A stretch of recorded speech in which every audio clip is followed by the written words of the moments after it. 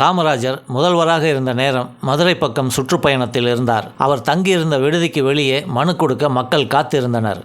உதவியாளர் மனுக்களை வாங்கி கொண்டிருந்தார். ஒரு பெண், நான் காமராஜர் ஐயாவை நேரில் பார்க்கணும் என்றார். மனுவை கொடு, ஐயா பார்த்துட்டு கூப்பிடுவார் என்றார் உதவியாளர். இல்லை, அவர்கிட்ட தான் மனு கொடுப்பேன் என்று அந்த பெண் சொல்லும்போது காமராஜர் வெளியே வந்தார். உள்ள வாமா என்றார் அந்த பெண்ணிடம். அந்த பெண் உள்ளே சென்று அவரிடம் மனுவை கொடுத்து அழ ஆரம்பித்தார். அழாதீங்க, என்ன பிரச்சனை சொல்லுங்க என்றார். அந்த பெண் ஒரு ஆரம்ப பள்ளி ஆசிரியர். அவர் பக்கத்து ஊருக்கு மாற்றல் செய்யப்பட்டிருக்கிறார். 6 மைல் தொலைவில் உள்ள அந்த பள்ளிக்கு சைக்கிளில் தான் சென்று வருவாராம். யூனியன் கமிஷனர் அதை பார்த்து அந்த பெண்ணிடம் சைக்கிள் ஓட்டக்கூடாது என்றதுடன் காலில் செருப்பும் அணிந்து பள்ளிக்கு வரக்கூடாது என்று கண்டிப்புடன் கூறியதை அந்த பெண் அழுது கொண்டு காமராஜரிடம் கூறினார். அதை கேட்டு கோபமடைந்த காமராஜர் அடுத்த நாள் யூனியன் கமிஷனரை அழைத்து, நீ படித்தவன் தானே, பொம்பளைன்னா உனக்கு கேவலமா, அவ்வளவு இலக்காரமா என்ன, உன்ன மாதிரி ஆள் இருந்தா நாடு ஒரு அடி கூட முன்னேறாது, போய் அந்த அம்மா ஆர்டரை கேன்சல் செய் என்று விரட்டினார். மக்களுக்கு ஒரு அநீதி, அதை கேள்விப்பட்டவுடன் அதற்கு அந்த இடத்திலேயே தீர்வு கண்ட ஒரே மக்கள் தலைவன் காமராஜராகத்தான் இருப்பார்.